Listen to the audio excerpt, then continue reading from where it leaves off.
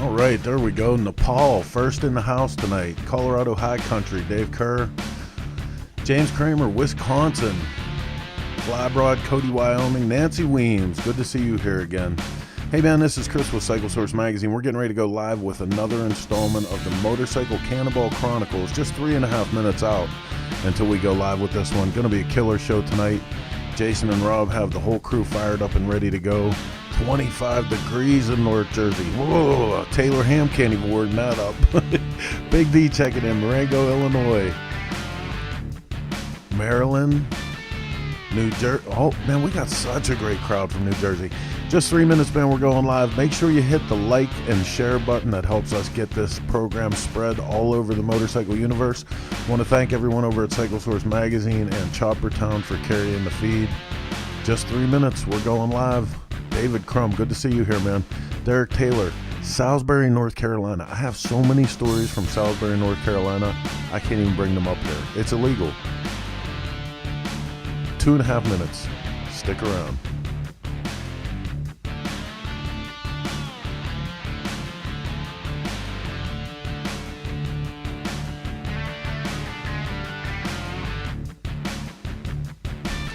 Oh wait, I gotta come back on and mention this. Warrnambool, Australia.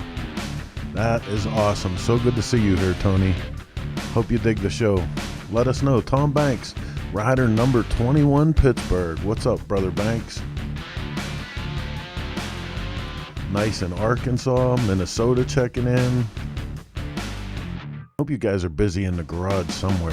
Somebody build something.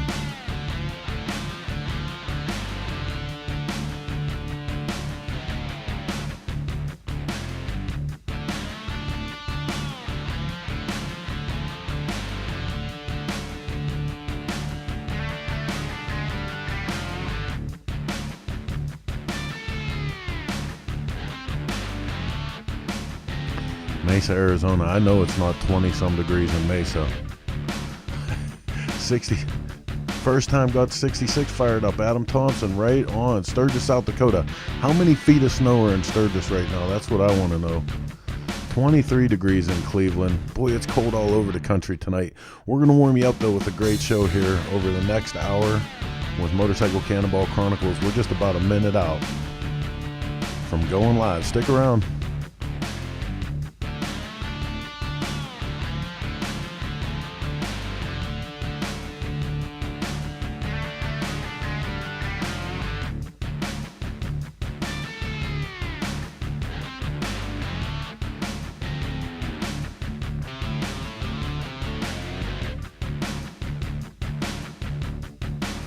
Mike Pitts, Myrtle Beach.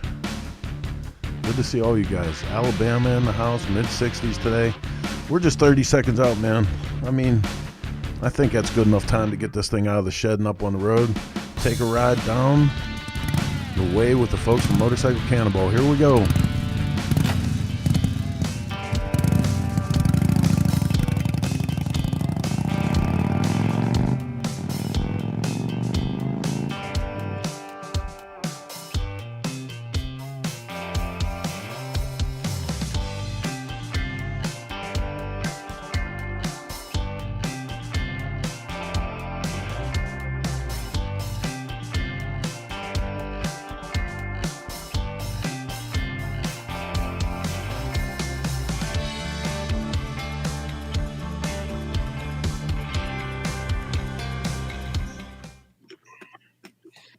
Well, hey there, Cannonball Nation. What's happening? It's another Wednesday night. That means, yes, Cannonball Chronicles coming to you live. That's right. Beautiful day here. Been a beautiful week since our last episode. Been having a great time working on some stuff. We got a really, really great show for you guys tonight. Big fan, great rider, great all-around person. Him and his wife are going to join us tonight. We're going to learn something about another motorcycle that we haven't seen yet here on this show. Get to see a little something different, hear a little bit different stories, and that's what this is all about, the Cannonball Chronicles. So I'm joined tonight by my host, Mr. Robbie Nussbaum. What's happening, Robbie? Howdy, everybody. Thanks for tuning in. We always appreciate this audience, and we got a lot of people who are here week after week. I can't thank you guys enough for tuning in. That's what helps us make this show a success. And hopefully you tell some of your friends, share, hit that. What do we say, Jason? We say mash the like and share button. Yeah, no, mash the share button. Mash it. Right. Mash it. Share it. There you Put go. it out there. Tell all your friends, neighbors, relatives, citizens, countrymen, all that stuff. Get it out there. Get that information out. Speaking of information, Right over here, you guys can put all your comments. The other way. No, whatever way. We never do thumbs down. We do thumbs You can put all your comments on there. We check into them. We watch them. We see what's happening. Here. There you go. I'll never be able to do weather on TV, ever. Exactly. Hey, we had a good time last week doing some trivia too. So I got a couple of good questions for tonight that I'll see if I can stump you guys. How long it takes you to get them? So I think I got a pretty good one tonight to start out with. So you want to do it now? Should we just do it? Should we start the first trivia? Yeah, why don't we start with that? Give them a chance to respond, and you and I can BS a little bit. Yeah, absolutely. So I want to know, what was the first model of Harley Davidson to have an electric start? You guys can tell me in the comments. Know one. No. You can't answer, Rebecca. You're out. You can. That's not fair. I finally know the answer to one. First one that I see pop up there on the side, I'll send you a Cannonball swag package. And so Jason, I see some answers there, but haven't seen anything yet. You were talking about information. You shared some information this week. You want to let everybody know? Ryan, you're wrong. I did. Yes. I think we did have a little bit of an announcement go out on the cross-country chase. We sent an email to all the prospective riders. So if you got on the chase website and you signed up for interest in the chase, we sent you an email here a day or two ago and let everybody know that the official chase, the Mac Daddy, the full event has been now postponed until 2022. There was just no way logistically that I could get it done and make it the event that it needs to be. Unfortunately, just working with hotels and cities and stuff like that, it just didn't work out. So anyway, we've got something else pretty cool planned. I'm trying my hardest to put together a mini chase, and that will happen at the beginning of the summer. So instead of doing a full-blown chase, we still want to put something out there for the event this year. So I'm actually going to fly out here in the next week and check out some of the prospective locations that we can have this little mini chase and still have a little competition with everybody and just get out there and let's ride our motorcycles. And I've got some tricks up my sleeve for this one. So hopefully we'll be able to put it together within the next couple of weeks, tell everybody where they can sign up and what the exact date, all that kind of stuff are going to be, because right now I just don't know. I mean, we're in the negotiation stages, but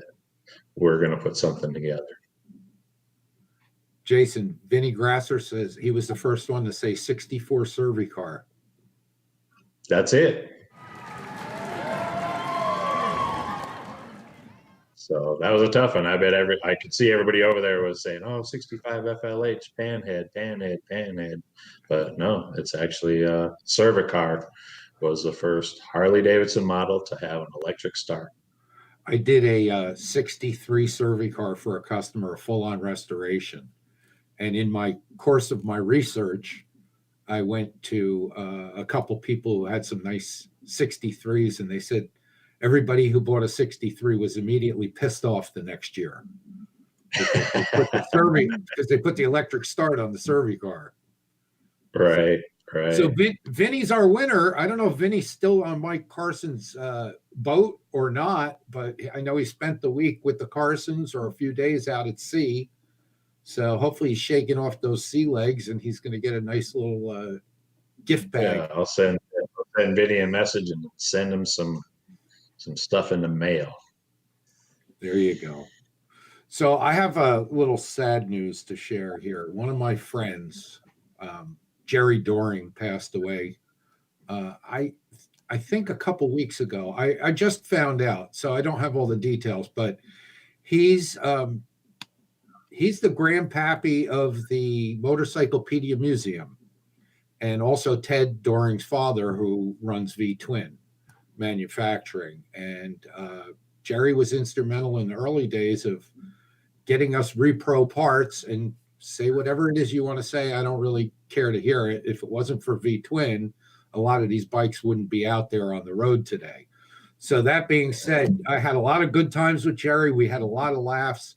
He was a wealth of knowledge and one of the foremost experts on Indian motorcycles that I ever met. In the early days, he knew everything there was to know about him. So he's going to be sorely missed. Jerry was a great guy and a great collector. And his personal collection is at Motorcyclepedia. They have the timeline that goes from, I believe, the very first Indian to the last Indian on display up there. So, and then they have a nice little display that's a tribute to Jerry too. So Right. he will be sorely missed. Oh, absolutely. I mean, very, very instrumental in V-Twin's success and also with Motorcyclepedia. So, that's a bummer. And a funny guy, and a very funny guy. Real good man. Oh, the other thing that he used to do, I almost forgot to tell this, and this is very important. In the early days of the AMCA, he would come to the swap meets and he would buy things. Even if he didn't need them, he would buy them from some of the vendors because he wanted to make sure they come back.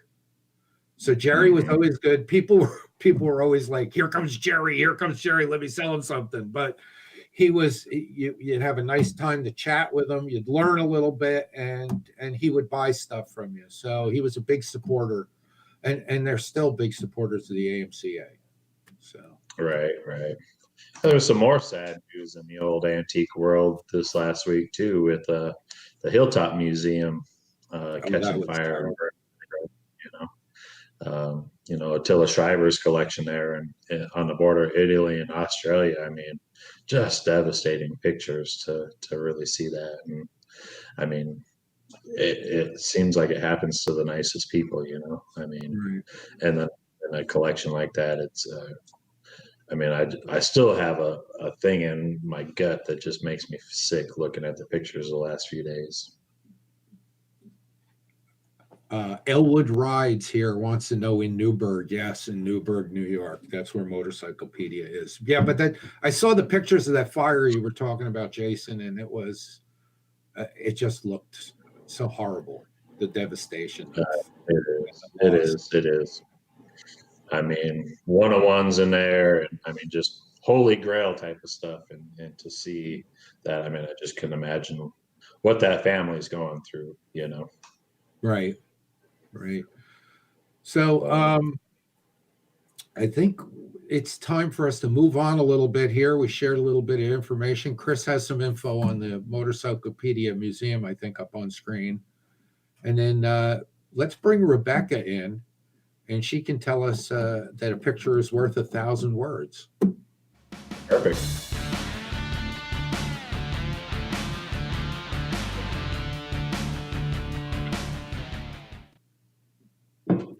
Wow. There she is. Hey, Rebecca. Yeah. Hey, that was a lot to follow. It's like, oh man, now I'm supposed to be all cheerful when you got me all depressed. Well, we're sorry we brought you down, but you're bringing us up. Oh, well, good. You're the sunshine on the rainy day. Speaking of rainy day. Yeah. Well, and you know what? It's a rainy day here in Texas. And for the second week in a row, I was super swamped with client videos from what I do to pay bills. And so I needed to pull something out of the out of the vault for tonight's Pictures Worth 1,000 Words. And the theme is rain. Ooh. So I can tell you about it, or we can play it and then I can tell you about it. How do you want me to do it? Let's have a look. Let's play. Okay. All right. Or you could tell us about it. Or I you can can tell you about it. Oh, there it goes.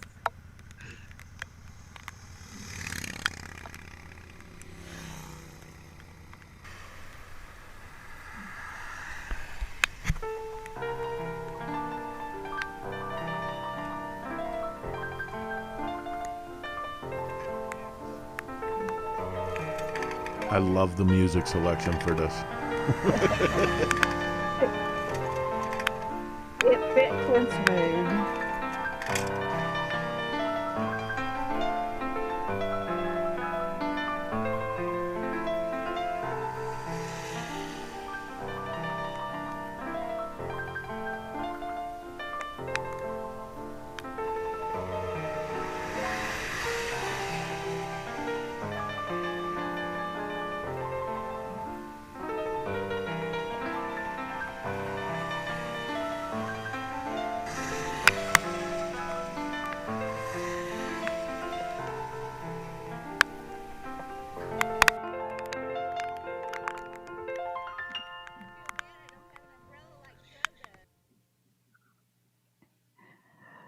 Oh. Oh boy.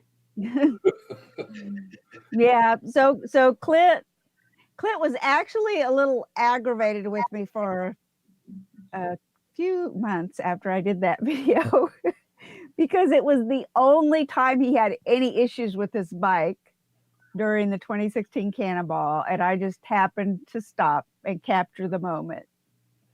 And if you notice, there was one point in the video where I was close to him and then I backed away from him for a little bit of a wide shot. That's because what you didn't see above where I was videoing his hands was him looking at me like, "What are you doing?" You're doing your job. Yes, that is my job, is to show up with a camera to stick in your face during those high stress moments. But later on, he kind of went back and watched it again. He goes, "Okay, yeah, it was kind of funny, but really, Rebecca, you could have gotten me any other time during the Cannonball when the bike was running great." I said, "Yeah, I know, but that doesn't make the cool story." But Clint is one of those guys that I personally just love being around him. He's just so great. He's a lot of fun. You never quite know what to expect from him, which is Clint part of is the great. fun. He's great. Yeah. Did he get the bike running? Do you remember? Oh yeah, he got the bike running. He made it in, but he was just, I was there at that moment when he was extra aggravated and really wasn't wanting somebody to stick a camera in his face. But like I said, he did forgive me, and he actually kind of likes the video now.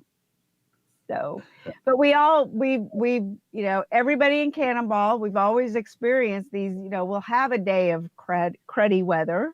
In 2018, we had an exceptionally cruddy weather day that a few hardy souls rode, but most everybody got a bye day to go ahead and just pack up the bikes and go on to the next stop, because we had such torrential rains, and I'm sure Jason can talk more about this, but we had such torrential rains that the roads that we were supposed to go on had washed out in a few places from the heavy rains that they'd had in that area. Were we in Ohio? I can't remember. I don't remember. Right? We have at least one of those dates. I know. Well, I know. What was it? Jamestown in 2018 was a washout. Jamestown to Ohio or something like that. Was that it? Were we leaving Jamestown? Oh, no. It was Binghamton to Jamestown. Yeah, that's it. Yeah. Binghamton, New York to Jamestown, New York. Yeah. The home of Lucille Ball, by the way. For those of Oh, you. I didn't know that. Yes, it's her hometown. Oh. Hey, I have a question here for those of you following the show. Let's see how many people can name the source media shows. Put it in that box off to the side. Type them in and see if you can tell us the name of the source media shows that we have here on the Source Media Network. Jason, you got another? Should we do one more question? Yeah. Why don't you do another one? All right. Let me pull up the next one I was going to do. That one might be too easy. It might be too easy. We'll do it, and then I'll find another one. I'll do a really hard one. I'll look for one that we'll do by the end of the day. So I want to know the model of the Harley Davidson that had a shaft drive. There's only one model that was shaft driven as a Harley Davidson. You guys name it. Rebecca knows that one. No, I don't. I can Google the shit out of it, though. I don't even know if it would come up in Google. I don't know. It might not be. I don't know. I get it. I don't know. I Rob get a kick. Latham says he knows. Always right in. Oh my God! Look at all the answers that came in on that one. How many? Who was the first? I think it was George Unruh, what I seen. I can't scroll back up, but they're coming in so fast. Yeah, that was kind of easy, that one. I told you that was an easy one. But I'm getting a kick out of Cole. He's always second. Yeah. Cole Deister out there in Colorado. There it is, the Harley XA. Hopefully, we'll see if he can get in the first one of these times. Got to be a little quicker on that. Mashing. It's all about mashing them buttons. So I want to take a moment here to thank our talent coordinator, Marjorie Kleiman. Those of you who know her very well know her as Shadow. She's done a tremendous job in lining up our guests for these shows, and she gets together with everybody beforehand and runs them through the procedure of how to deal with the Zoom interface and try and make it a little easier on us. So I just want to give her a shout out, give a shout out to Chris Callan at Cycle Source and Source Media for doing all the things he does. And of course, all you people out there, especially Mike Podger from PEI, Prince Edward Island. Oh yeah, don't forget about him. Podger's there, Vinny's there. There's a lot of Cannonball people and a lot of other people. One guy wanted to know if he wanted to bring Harmony back, and if those of you following along, Harmony is an antique motorcycle meet here in our great state of New Jersey that is coming back, and it'll be here this June, I believe, late in June. So check your AMC magazines and you'll find out the dates. I can't wait for these meets to start up again. Hopefully we'll be ready to go this year. Heck yeah. But with that, I'm ready. Are you ready to meet one of our riders or our team tonight? This is going to be good. Yeah, I'm anxious. This is going to be a great show. All right. So with no further ado, let's bring them in.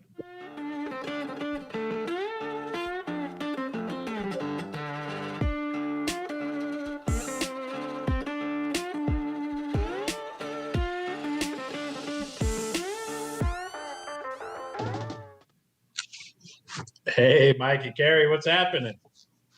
Hey, Jason. Hi. How are you? Oh, good. Good to see you guys. How you guys Hello been? to all Good? the- Yeah, we've been good. Hanging out here in Iowa, watching the snow. It was nice today, so everything was muddy, but other than that, Oh, good. It's just good. So for the typical people Iowa. that don't know, this is Mike and Carey Jensen. They're coming from with us from Nebraska. What part of Nebraska are you guys from? we're actually in Council Bluffs, Iowa, which is just across the river from Omaha. Oh, there. Yeah. That's right. Yep. For those of you following along at home, write that on your score sheets now. Council Bluffs, Iowa. That's the pin in the map. There might be a test on this later. See if you guys. Actually, that'll be the last quiz question of the show, Jason. We got one right. The only one we know. Anyway, super excited to have you guys on tonight. Mike's a cannonball rider. Your first cannonball was just last year, the 2018 cannonball. Yes. I kind of want to know a little bit about. Let's start out of how you learned about the cannonball. When that was. Let's kind of run down that timeline a little bit.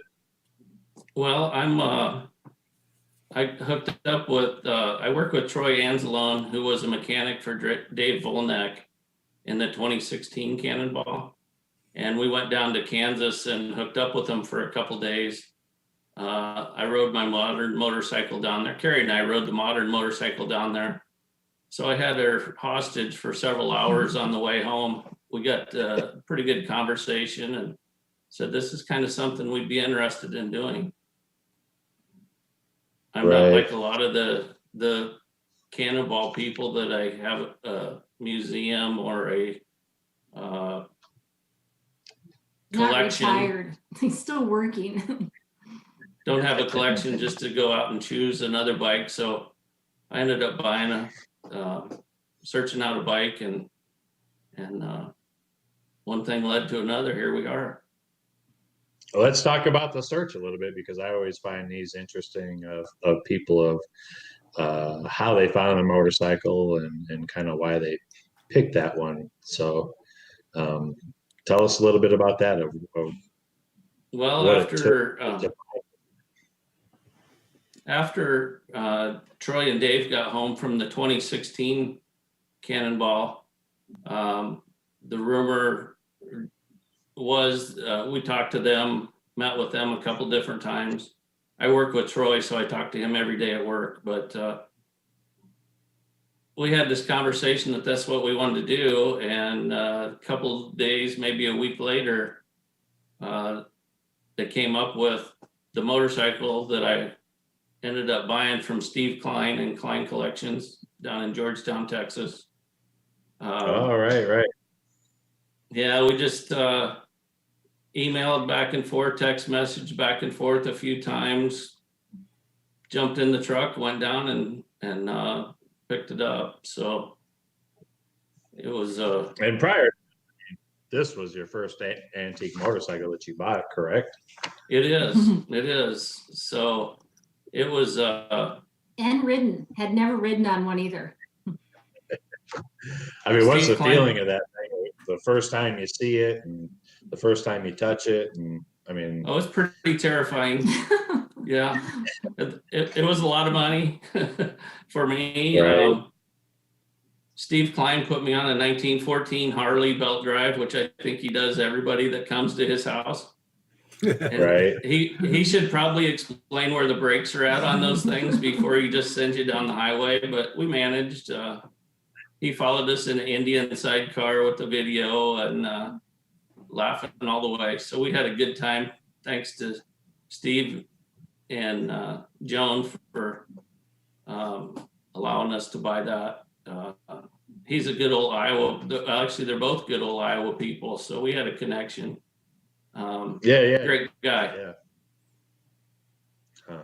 So you get this thing in the truck and you're going home. I mean, what's the thoughts going through your head of like, oh man, what do I got to do next? I mean, you're new, you're jumping into this thing feet first, and don't.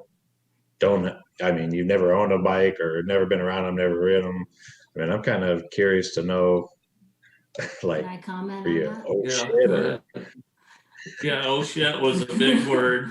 Yeah. It was all we talked about for the next 18 months, from my perspective. Oh yeah, right.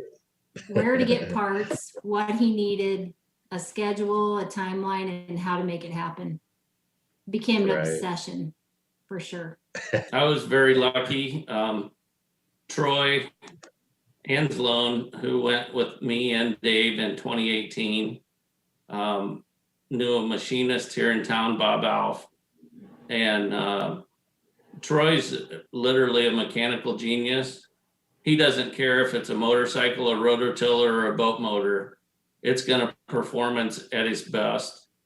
And that's the kind of guy he is. I was very fortunate to have that team. I mean, just watching some of that guy's redneck, parking lot fixes, he's a good mechanic and a good machinist, and he's a genius. Really skilled at what he does. So, yeah. I believe in 2016 he might have welded a skirt on a cylinder, and I believe they made the rest of the ride with a welded cylinder. The Germans, right? Yeah, I think that was one of the fixes on 16. I seen a cylinder cracked all the way in half, and they welded the thing back up and filed it and put it back on the road. I mean, it was pretty impressive. Yeah, he's the real deal. He is, that's for sure. So let's talk a little bit about the timeline. I mean, you got the thing, you're going through it. What are some of the things that you had to do to get this thing roadworthy? Well, according to Steve Klein, this thing had hung in that t-shirt shop in Austin, Texas for 7 or 8 years. He bought it, had never even tried to start it. I have since then talked to the previous owner, and he bought it on a estate auction. He never tried to start it. As near as we can tell, it had been repainted in the 60s sometime, which was basically an airless sprayer. So it was an original paint bike. So that wasn't really a concern, which I'm really glad that's kind of where it came out at. We tore every nut and bolt out of this thing, learned how things worked as we took them apart, figured out what we needed, where we could get it, how we could make it.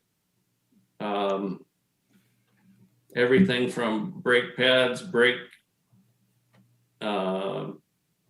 assemblies to wheels, tires,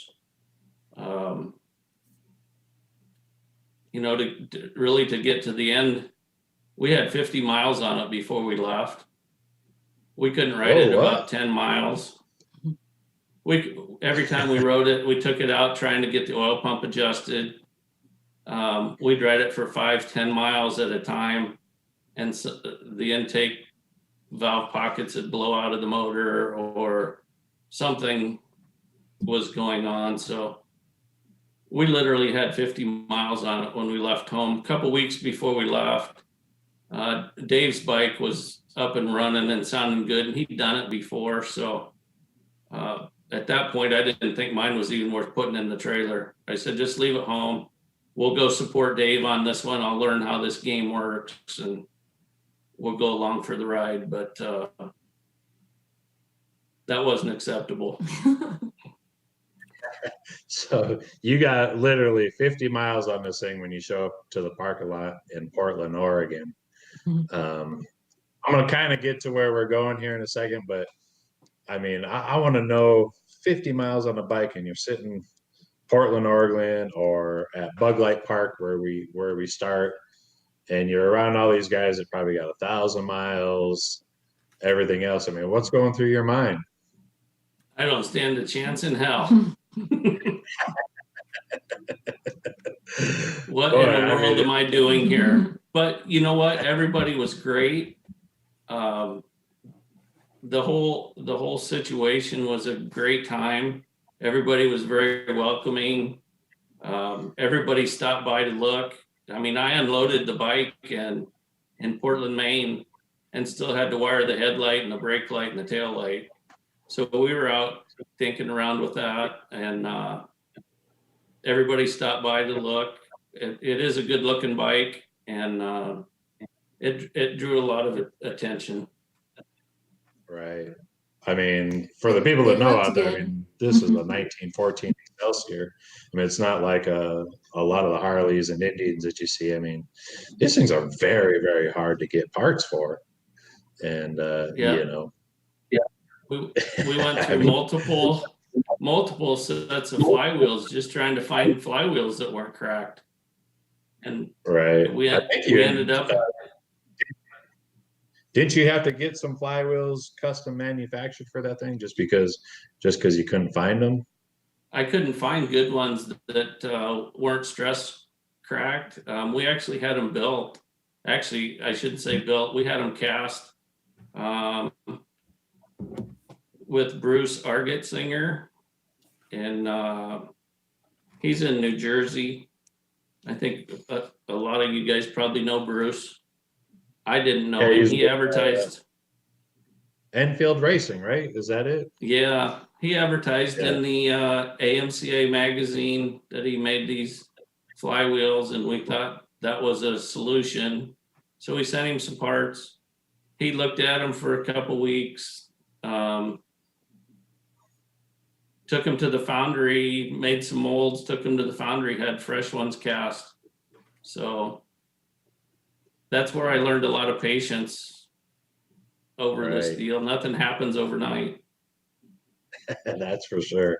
That is for sure. So, well, let's talk about the Cannonball experience. I mean, we learned that you're scared shitless at the start because you got 50 miles on this thing, and let's just kind of go from day 1 to day 16 of how you felt and how you did.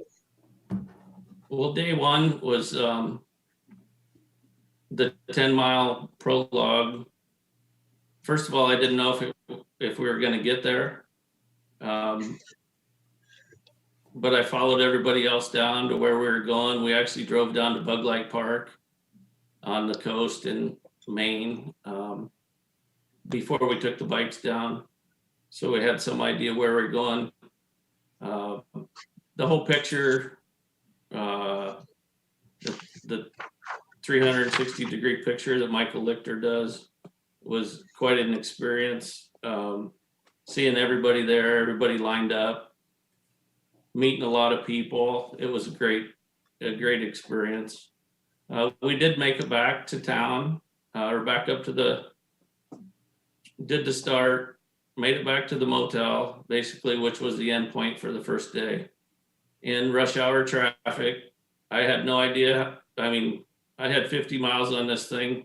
It's my first foot clutch, hand shift bike. It was a challenge. We were wondering what the heck we were doing. I don't know, what was it, second or third day we got rained out. Things seemed to get a little better. It was interesting to watch the motor break in. Everything came together. Everything sounded good. Obviously, like you're getting more and more comfortable as time goes on. Right. Getting adjusted to how to ride it, how to make things work. I always heard, don't run high RPMs, don't lug, so I'm trying to pay attention to that. We got, I don't know, over into Ohio. I think we got rained out. We were talking about that earlier. Got rained out one day. Dave is doing well, so we had our team was still going, so that worked out. Mike, let me ask you a question. We haven't mentioned what the bike is yet. What were you riding? It's a 1916 Excelsior. 1916. It's a V-twin with a 3-speed. You sent us some pictures of this. Maybe we can go through the pictures and we'll talk to you a little bit about them. Okay. All right. Go ahead. What are we looking at here? That's the doctor's bag, and it's a legitimate antique doctor's bag that the kids bought Mike for Christmas, the Christmas before the Cannonball. It has a monogram on it even, and he oiled that up and used it. It's actually mounted to the bike, and I'll let him tell you what's inside of it. Basically, my battery is in there. I had a good place for hat, gloves, and coats. It was just a storage, just a good saddlebag to have along. Whose idea was it to come up with a doctor's bag? Is it just the situation presented itself, or Well, what's the story my behind it? youngest boy, his girlfriend is in the medical field, and she thought it would really be neat to have a doctor's bag on the back of that, because she reviewed some pictures and done some research, and she came up with the doctor's bag and gave it to me for Christmas. So there wasn't any way it couldn't go on the ride. We looked for them at the swap meets and not found anything that was truly that old, that wasn't already decaying. So Right. And that that's was a the large answer. one, which is nice. So it fits the Yeah. bike nicely. And Yeah. it held up. It held up extremely well. What else do we have in pictures here? Let's scroll through some more. Tell us about them as they come up a little bit. Well, that's my perfect mileage coin, which I was really excited and unbelievable that I even achieved that goal. So after your rocky start, you wound up having perfect score. Yeah, we Nice. had almost a flawless run. Couple of minor issues. Excellent. We did a lot of maintenance to make it the next day work better. So that's the beginning of my Ace sticker collection. Explain to people who don't know what an Ace sticker is. What's the significance behind that? You receive an Ace sticker for every successful day when you complete all the miles. So completing all the miles is you didn't break down, you didn't stop, you got from point A to point B on the day and On each completed day. all the miles for every day. Got all the miles And for you every got- day. What's that, Jason? And you got there on time with no penalty points for the day. Right. Yes. We've got Perfect a long score. list of different penalty points that you can get while you're out on the course.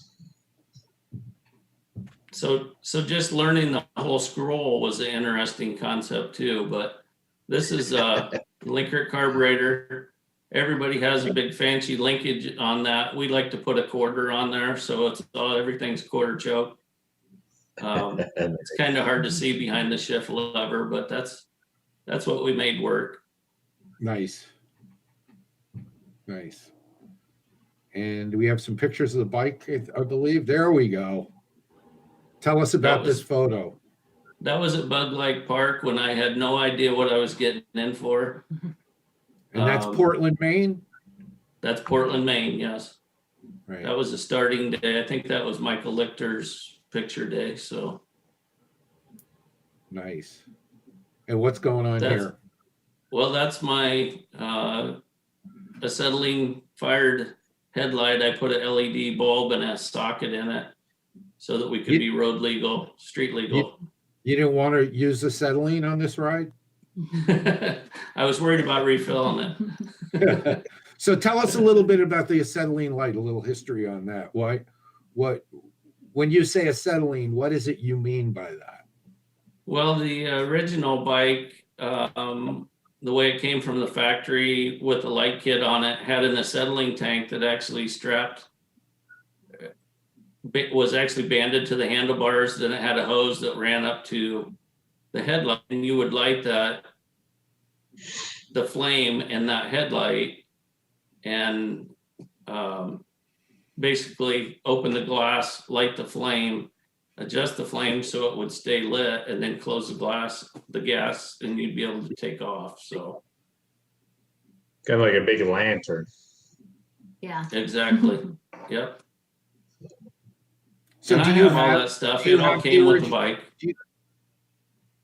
I'm sorry. Do you have the original acetylene tank for that bike? Yeah, I do. And this headlight came on it. Everything was complete. It was a complete bike. It hadn't ran, they're estimating, in 40 years, but at least it was a complete bike. So it was a great thing to start with.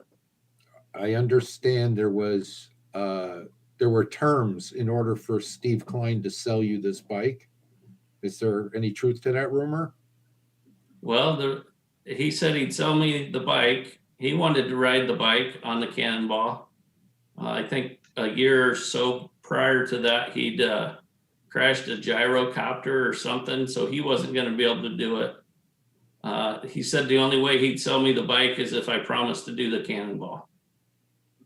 Well, it sounds like you made good on your promise. Well, unfortunately for him, that was my goal, was to do the Cannonball. So he didn't want a collector to have it. At the time. Steve Tell us wasn't about- interested in a collector having it sitting on the shelf somewhere. He wanted somebody to get out and ride it. Ride it. So Yeah, absolutely. we had a good How connection. many Excelsiors were in 2018? I believe there was 3. There may have been more. Hey, that's a good question. Yeah, 3 or well, 4. so it was you, Jeff Lorenzen rode one. Jeff had one, right? Yeah, Jeff rode a 14, I believe it was. 13 That's or Jeff 14. Floritzen, right? Yeah. Yeah. There was another guy that had lots of flat tires, and I didn't never really get to meet him. Oh, yeah, that was Chris, bring that picture Mark. back Oh, up. That last picture that was up there. This was at the end of the Cannonball in 2018, right? That was their completion, yeah. Yeah, tell us about your emotions at this point and what it was like getting there that last day. Well, the first couple days, I had no idea what I was in for, so it was just terrifying. And then it steadily got worse every day. The pressure builds the whole time. Yeah, it I had does. no business making the first day complete, let alone the 16th day. So every day it just seemed like the pressure got a little more. The last day, it was, I think, a 52-mile day. We took off just like we did every morning. I got out 25 miles. The bike coasts to a stop on the 4-lane interstate. I guess it was the interstate. Started searching things over, looking for issues, checking for spark, to find out that my oil drain plug had came out, and I absolutely ran it out of oil. Oops. We change the oil every 50 or 60 miles all the way across the country. Every time we got gas, we'd drain the oil, pump more in to the motor. And I had 25 miles to go, and I didn't think I was going to make it. All right, We Mike, fiddle- this is a good point to stop you, and you're going to come back and tell us the rest of the story. But right now we got a break for commercial. But when we come back, you can tell us the rest of the story and how it is you made it to the finish line. Okay, Perfect. so we're going to break now. We'll be back in a couple minutes. Stick with us. Stay with us here on Cannonball Chronicles.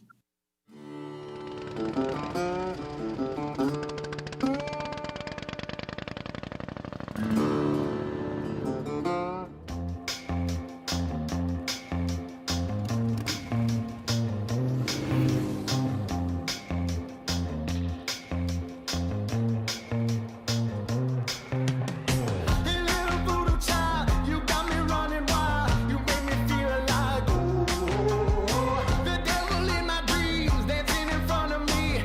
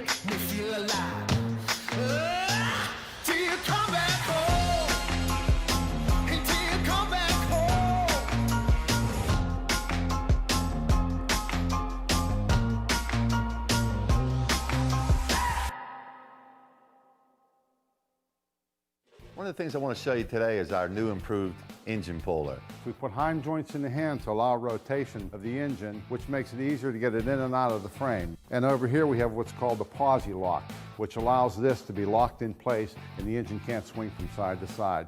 George is actually going to come in, make contact with the cylinders, tighten it down, pull it out of there. It's just that easy. We really feel that we have the tool, the best it's been, where we really feel strong about what it can do in the marketplace.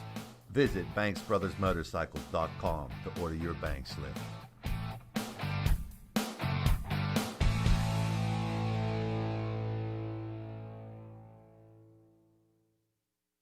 And we're back at the Banks Brothers Gas Services Incorporated Studios, coming to you live, Cannonball Nation. We were just talking with our guests, Mike and Carey Jensen, and Mike's going to come back and finish his story about being stuck on the side of the road about 12 miles out on the last day. Not to mention, it's a perfect score. And he's running a perfect score, exactly. I mean, so no pressure, no pressure at all in that situation. Of course, as soon as I pulled over, a lot of the helpers pulled over with me, trying to get traffic to merge, slow down, whatever, give us room to work on the bike, which is extremely helpful. We found out that the oil drain plug had fallen off. We change the oil every 50 or 60 miles all the way across the country. For some reason that night, I must not have tightened it up, and we ran the motor out of oil. And do you think that's why the motor quit? Was because it was, it didn't, did it lock up or? Got hot, I'm sure. Yep, it locked up, rolled to a stop on the interstate. So, I drove by him about that point in time on the shoulder. that's got to be heartbreaking. I didn't know what happened. That was the first time that had happened, that I had to ride by him. And of course, she couldn't stop. So, of course, I didn't see her go by because I was focusing on what's going on. I was probably sitting on the side of the road for 15 or 20 minutes, figuring things out, gathering thoughts, checking sparks, points, whatever. Oh boy. For some reason, I had another drain plug in my saddlebag. I have You just no idea happened why. to have one. Just happened to have one. Pulled it out of my saddlebag, put it on, pumped some oil in the motor, pushed it over with my hand and the Kickstarter a couple times, and it tried to go. So I kickstarted it, and away we went. Nice. So when we made it to the final point, it was absolute complete mental exhaustion. Carey, were you amazed to see him pull in? Yes, because after I drove by him, I immediately texted the mechanic and said, I just passed him on the side of the road. Have you heard from him? I don't know what's wrong. And he said, I haven't heard a word from him. I waited about 30 minutes. I texted him again, and he said, I never heard from him.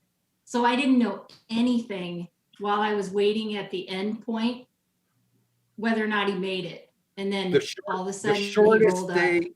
the shortest day with the most trauma.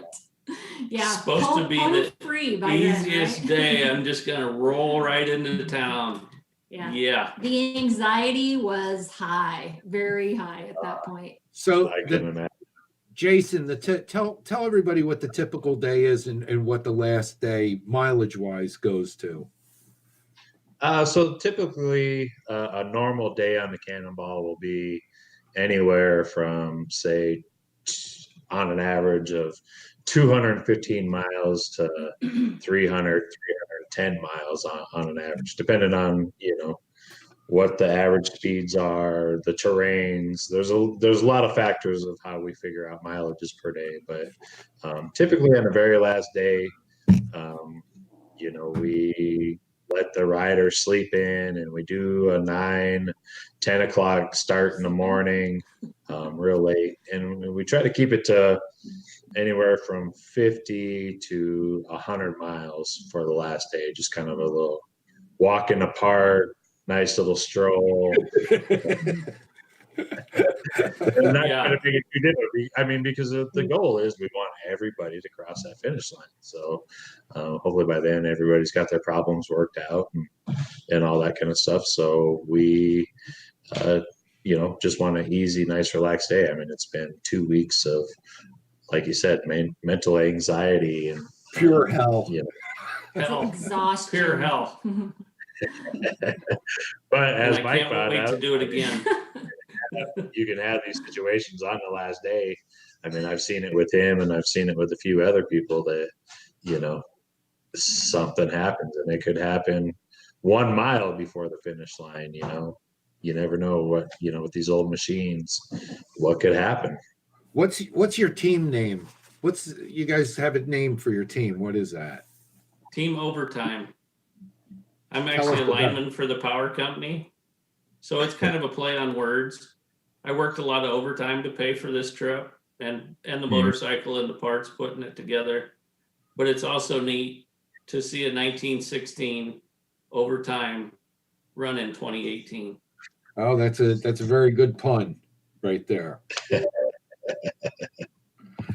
Carey, Okay. I want to talk about what's your background and how'd you get involved with all this craziness, and what made you decide you wanted to go along and do this, and what was your job? I did not want to go along, so I did not think that he needed me or that it would be any fun at all. I thought I would be bored, have a lot of downtime. I took my bike, I took books, never touched any of it. In fact, they wanted to throw my bike out about halfway across, but you barely have any downtime at all. You're the gopher, the backup. If they called during the day and said, we need parts, we went to get them. We filled the gas cans. We were in charge of groceries, laundry, everything. So I was more the coordinator and then a backup driver for the truck and trailer. Because if the mechanic wasn't with me driving, then I was the driver and they would take off. They brought a couple of little fun bikes to go ride on too. So we kind of tag team driving with Troy the mechanic and Bob the machinist. So what was your typical day, Carey? Well, we got the less scenic route than the riders did. They always had the great routes.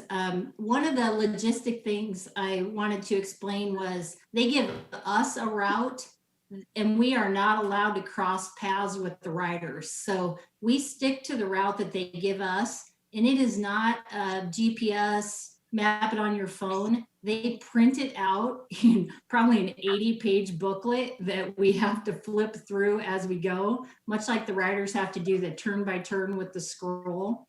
So that we don't know where they are and they don't know where we are, so we can't intersect each other. So you really had to stay the course, even if it didn't seem like it made sense to be on that route. There was a reason why we were on it. But there was a day where we spent near Emmitsburg, Iowa, as we crossed Iowa, just trying to find an implement dealer to buy all of the chain and links that they had, because one of their issues was the chain getting rusty. So they were changing the chain every single night. So we might be chasing down parts just wherever we might be able to find it. There was no shopping, no naps, none of that stuff. She got up and made. Rebecca, can we cut to Rebecca for a second, Chris? Sure. I happen to have 2018 instruction books for the route. So we can all have flashbacks together here. Yeah, it was nothing modern for us either in that respect. You almost needed a navigator to read it to you as you went. Back in the old days of MapQuest. Carey, I have something I want to share with you here. I don't know if you remember. Yeah. Mine's back up here in the frame behind us. I always say there's two races going on. Can you relate to that? Yes, 100%. It's so tell us what the second race is besides the Cannonball. It is amateur drivers like me in a truck and a 20-foot trailer trying to get in the parking lot first so I can park that rig without having to back it up. That's my race. Yeah. And she did great. I didn't wreck anything. That's about all I can take credit for. I didn't hit anyone else. I never got stuck anywhere. I consider that a win. She did a great job. We never could have done it without her. I can't tell you how many loaves of bread and peanut butter and honey sandwiches she made for us. Every day. That was breakfast. I have to remember that on the next one. Come on over. I love sandwiches. Rolling the scroll. She loaded the scroll every day. Mike, tell our viewers tell our viewers about the term total loss. Well, the goal of these old motors was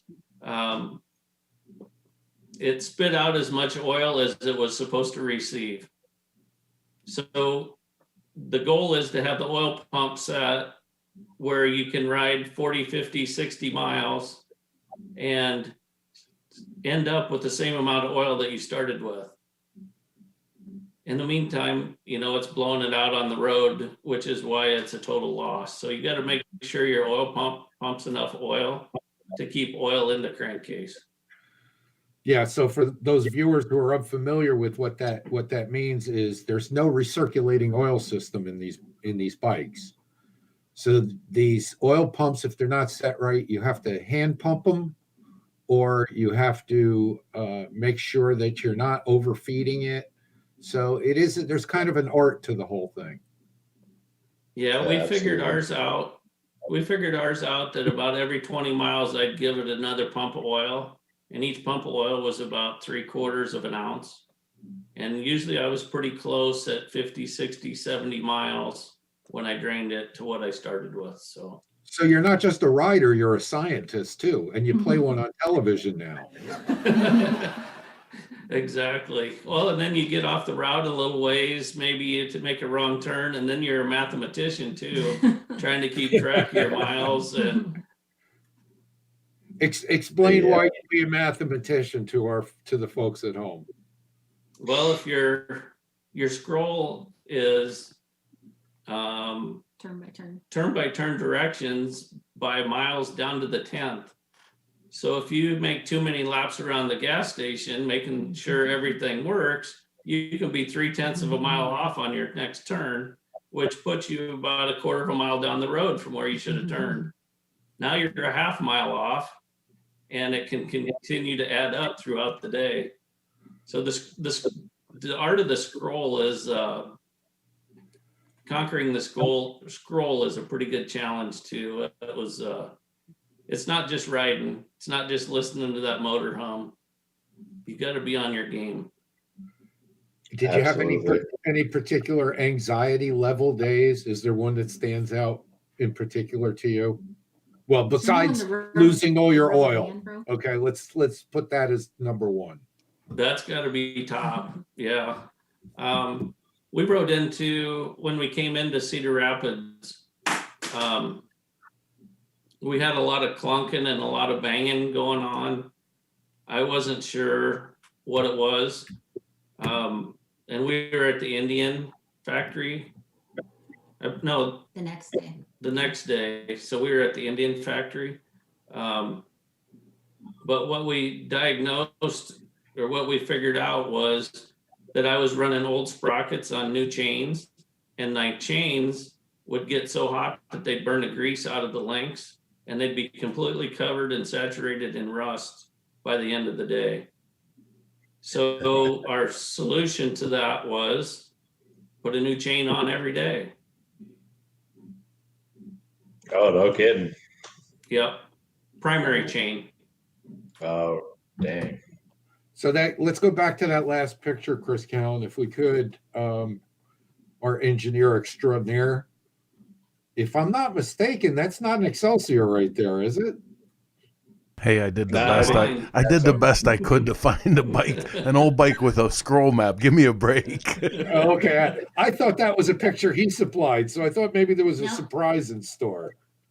I think we did supply a scroll picture though, didn't you? I think No? Michael Lichter took one, and I think it might have got weeded out throughout the pictures. No. Well, There so I'm replacing the primary chain every day. there There it it is. There it is. That's the modern version of the scroll. And that's turn by turn.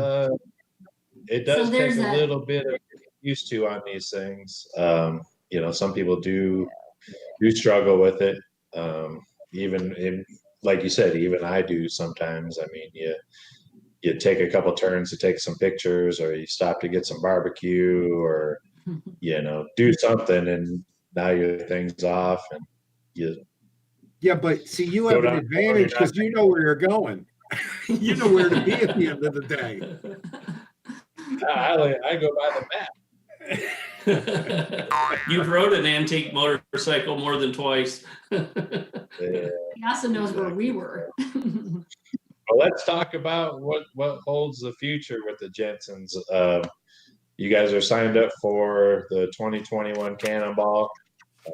Tell us what you're doing to get prepared for that. And are you Well, the question? Are you going to be riding the same bike? Or are you doing something different? Can I answer that? yeah. I asked him why he wouldn't ride the same bike again. And he said, because there's no challenge in that. And I said, there's not a challenge in having the same bike make it twice. And he said, no, there wasn't. So he's bought another bike, and I'll let him tell it from there. So it's not that it's not another challenge, but the bike's proved what we set out to prove. I couldn't ask any more out of it. But since then, I've bought a 1909 single cylinder belt drive Excelsior. I'm not so sure that I'm going to get that together. That's a lot. It wasn't a complete bike. It's turning out to be a tremendous amount of work. Trying to find things, trying to round stuff up. So at this point, I am paid. I am signed up for the 2021. I'm not so sure if I'm going to get the 1909 together, or if I'm just going to tear down the 16 and freshen it up and Well, make a that few sets improvements us on up to that. come back and see you again and see what your progress is, right? Yeah, I would love that. That'd be great. Yeah. So you don't have any pictures to show us, or the bike isn't anywhere nearby that we can see the 1909, or what? You know, actually, we were going to try and do this at the shop. At my son's house is where we work on everything. And the internet signal wasn't strong enough out there, so we ended up doing it at the office here at home. So, Well, Jordy says that you spent his inheritance. that's my daughter. Oh, your daughter. I'm sorry. Yeah. Jordy says he spent my inheritance on that 1909. She'll get plenty. Don't worry about it. We'll let her ride it. Hey, so let's. This was the first time that I've heard about this 1909. I'm kind of curious of where you found it, and give us a little bit of story. So we're in Sturgis on 18 Cannonball. It's a day off. A lot of people mingling around where we were parked. I believe you probably know, Jason, but I think it was a panhead run or something that went through town. CA road run. Yeah. Okay, some kind of road run, and Right. there was a guy on the road run from St. Louis that stopped by the trailer, and he said, "I'm not going to bother you with it now, but I might have something you're interested in. Why don't you give me a call when you get home?" So I waited. I don't know, 30 days or so. Gave him a call just to see, basically to meet the guy, to figure out if he was legit or not. And we ended up going down there looking at a few old bikes that he had. I chose the 1909 against Dave and Troy's recommendation. He also had a 14 Indian that was complete. So my thought process was, it's the same amount of work. to make another one run. If my goal is to do it again, it'd be nice to be in the running. Right. Heck yeah. I know a little bit about the 1909 Excelsior. It's an extremely tough bike to find parts for, but if you get it, the thing can be very, very reliable at the same time too. Oh So yes, 16 is so much easier. 1916 is so much easier to find parts for. It's like a Cadillac compared to what this thing's gonna be. Oh yeah. So yeah, it's Right. all atmospheric intake. We're working on a couple singles here at the shop right now. I can relate to what you're saying. There's a lot of engineering going on here right now. Yeah, there's a lot of wheels turning and a lot of gears grinding. So Jason, if Uh-huh. you got any 1909 parts you're Yeah. interested in getting rid of, Send let me this know. way. well, I've owned a few 1909, 1910 motors, and it's tough stuff to find. It's tough stuff to Yeah. find. They're so small. We're finding the same problems with the flywheels, so we're gonna have a similar We're go-to making on our own. that. Yeah. We've Can't been find forced them, to make our own. So that's One thing It's the almost what guy you gotta do now.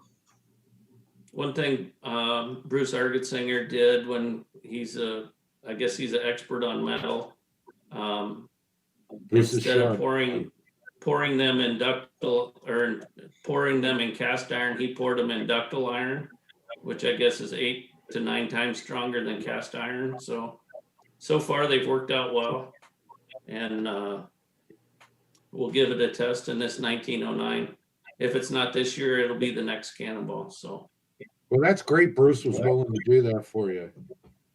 Yeah, he really went out of his way to help. He's a hell of a good guy.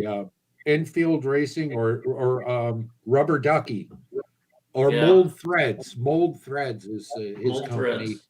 up in Connecticut. Branford, Connecticut, I believe it is. Yeah, And either this there wasn't or anything he was into. It was just a outside challenge for Bridgeport him. somewhere. Yeah, it was a challenge for him too. So we appreciate all the work and effort he put into it. Well, Bruce, and 2018 at the start, he came up to Maine because some people had some troubles with some magneto caps, Right. and he made them and ran them up there. So if anybody needed a cap, so I mean that's the kind of guy Bruce is. He jumped in his truck and came up and took care of his customers. You know. He wanted to hear my bike run too. Yeah, I'm sure he did. Yeah.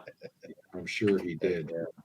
So, well, I want to thank you guys for coming on the show tonight and hanging out with us. It was a really, really great show. Hopefully, we'll get to see some progress of what you guys are putting together there, and I'm excited to see you guys on the next run here in September.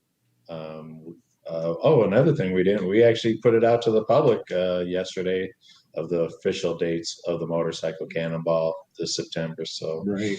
you guys can check out on the Motorcycle Cannonball Facebook page, website, all that kind of stuff. We're going to be releasing a lot of good information over the next couple of weeks on the event. Before we leave, Mike, is there anything that you guys would like to say or give a shout out to? Jason, I'd really like to thank you and Leanne for babysitting us all the way across the country, answering our stupid text messages and answering all our dumb questions when we can't get checked into the motel. Yeah. Without you guys, this wouldn't be possible. So I really appreciate you guys going out of your way to make everything as great as it can be. It's a life-changing experience, and it's a great adventure. We appreciate it. It's people like you that make us want to do it every day and keep on it and keep it going. So we haven't ran into any bad people yet. You know what's really funny, and before we lose them, is how many wives get roped into doing this and then wind up part of the family and say that they had a great time. Would you say that's the case for you, Carey? 100%. I caught myself trying to negotiate with the guy that we bought the 1909 from to make it happen. After I was the one that said, this is our budget, this is all we can do, we'll just have to walk away. And then I'm in there thinking, okay, I can figure out this, and you can spend this That's much funny. now. And I thought, what happened? Well, see, Cole Plus- Deister, who was on with us at one point, he's the Grim Reaper, Yeah. Grim Sweeper. He Right. and I have a word for the women in the Cannonball, and they're supposed to be the voice of reason, I've lost Or- complete control. or the VOR. Would you still consider yourself the VOR? I have to say yes. I have You're to kinda- say yes. Yeah, you're kind of sucked in now, so maybe you're not the Right. voice of reason anymore. Yeah, I would hate to see him miss it. There was no way we would have made the 2020 with the 1909. So COVID has kind of helped us in that respect. So That's not the first time Be we're hearing cracking the that with whip. these singles. yeah, we'll be cracking the whip at home to get it done. All right. Well, good luck with that, guys. Yeah, thanks for your show. I enjoy watching it every week. Can't wait to tune in. Well, thank you for being such great guests. We really appreciate you being on with us tonight. Jason, you got anything else you want to bring up? No, I want to just thank everybody for tuning in this week. Another great show. We've got another great show for you guys next week. I'll bring you some more trivia, some more videos, some more pictures. Well, there is We'll talk one more. There is one more quick trivia that I don't know if you got. Do you have anything else up your sleeve? Because there is one other question we alluded to earlier in the show. See if anybody was paying attention. Yeah, let's run it out there real quick. Where If you were paying attention at the beginning of the show, answer where our guests were from. What hometown are they from? Oh, Man, oh yeah, I can't. I forgot already. So Okay, I won't say it anything. ain't horse related. I can't remember it. And then I want to say thanks to Source Media. Oh, by the way, Sunday night, Jason, you're going to be there, right? Sunday night. Yeah. Sunday- Oh, I forgot all about it. Source Media on Shop Talk, Sunday night, 9:00 Eastern Time. The hosts of Cannonball Chronicles, Cyberswap, I believe Cyberswap, Shop Talk, and Coast to Coast with Chris Simmons and Michael Lichter. We're all going to be the guests that night, and we're going to talk about the year in review of the coming up with these shows and what our thoughts and well, basically what our thoughts are on how it's gone so far. So those of you out there, please tune in Sunday night, 9:00 Eastern Time. I think we're going to have a lot of fun. It'd be nice to actually talk with some of the other hosts that we don't get to talk with. So, Yeah, I'm excited. It will be fun. so do we have anybody? Do we have an answer yet? Chris Callan, you see anything? Don't see it. I seen it. It looked like it was Trisha Chance. Oh, There I you missed go. it. So All right. Well, Chris Callan, thank you for everything you do. I can't wait to do it for Sunday night. It's going to be a lot of fun. And thanks to everybody for tuning in. We really appreciate it. all right, Yeah. we'll see you guys next week. Yeah. Good night, everybody. Stay cool.